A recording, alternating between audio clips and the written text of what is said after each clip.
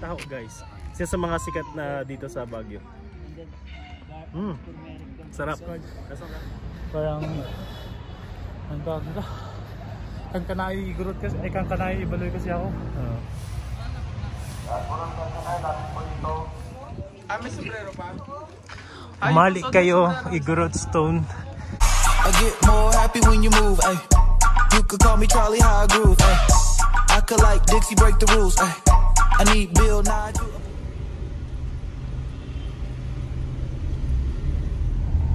So yun na nga guys, kakasakay lang natin galing Good Pack. Di po siya UC ang tawag, Good Pack. Yan. Thank you kay ma'am driver. Sumakay po ako. Papunta tayo ngayon sa Wright Park. Yan guys, excited.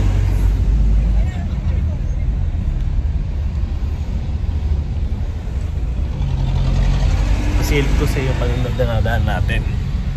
Yan guys.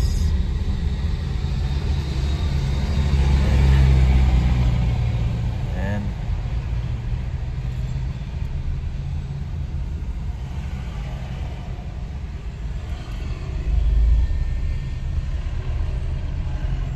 Time check 11:43 AM, Wednesday, January 17.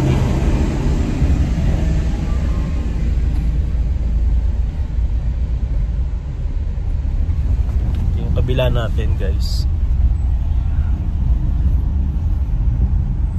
yung mga dinadaan natin papuntang Wright Park. Guys, nakikita ko na yung mga kabayo. Wright Park na tayo guys. Yan, bababa na tayo.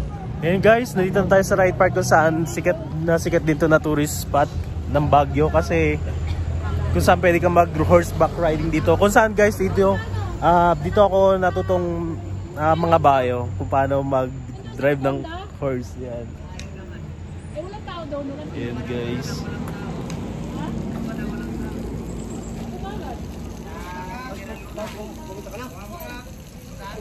Hi Hershey.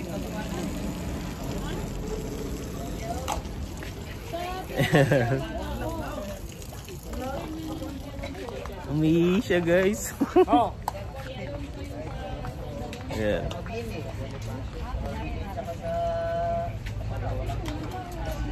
Ito yung paligid niya guys ng Wright Park. Yan. Ito yung field ng kung saan pwede kang mga bayo. Yan, dyan. Ikutin nyo yan. For 1 hour, 600 pesos. Way back 7 years ago kasi 100 pesos lang yun. 30 minutes, 100 pesos. Ngayon, 300 na siya. 30 minutes, 600 pesos pag 1 hour. Ayan. Nasa inyo guys kung gusto nyo ng assistant or kung marunong na kayo mga bayo, pwede naman kayo iwanan ng ng mag-guide sa inyo guys. Ayan.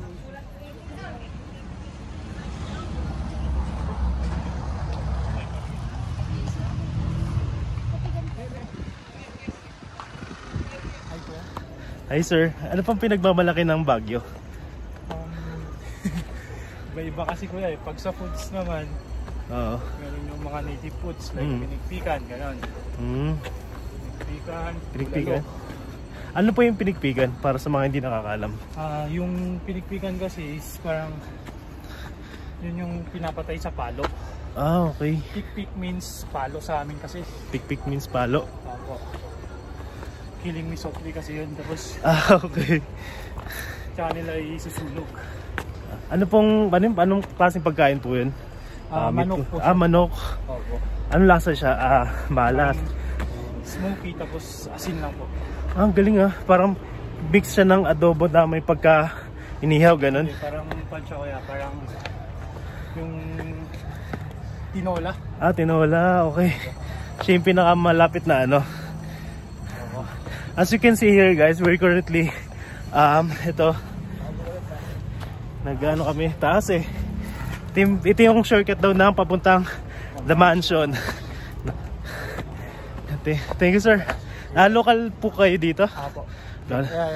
Pandin lang Igorot. Ano pong usually salita pag sample ka kayo sa amin kasi is Sorry. Kaya lang hiningal din. Ibaloy squad. Parang ang tawag nito. Kang kanay igurot kasi, kang kanay ibaloy kasi ako. Oo. Ang salita namin usually dito is Ilocano. Okay. So parang dalawang ano, Igorot and Ilocano. Oo. Okay, sir. Sir, thank you. Ano pangalan niyo, sir? Lorenzo po. Sir Lorenzo, thank you po. Ingat po. Strawberry taho, guys. Isa sa mga sikat na dito sa Baguio. Sarap. Lasang strawberry talaga.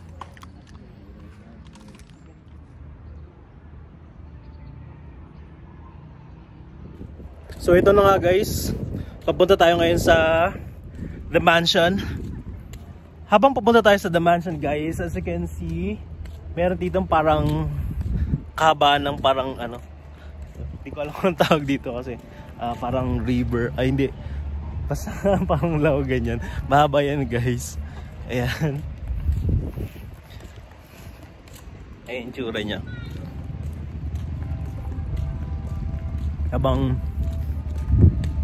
umigo pa rin tayo ng strawberry taho. Sarap, guys. Okay na yan, ma'am. Kahit na wala siya.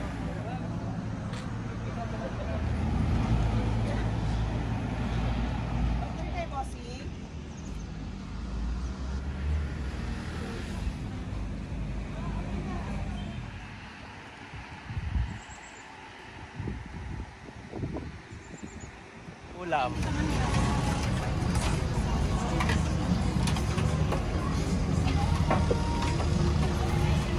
Guys, dito na tayo ngayon sa Mines View. Meron pala dito silang coffee project. Ayan kung saan yung burn. Soon magtatayo dyan ng parang ano, under ng Vistaland. Ayan, coffee project. And sa likod neto, guys, napakagandang view. Napakainit na.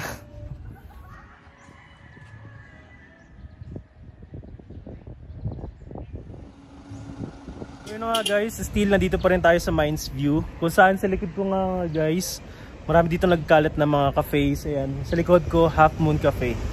Ayan.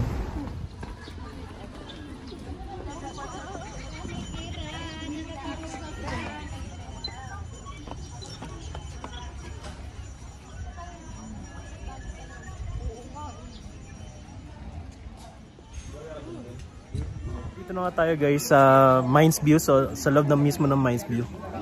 Ayan. Meron nga pala ditong entrance fee. Pag adult, 13 years old above, 10 pesos. And below, 5 pesos lang. Ayan.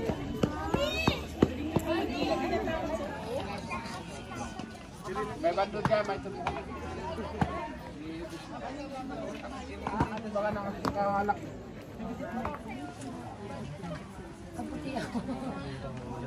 Okay, last one.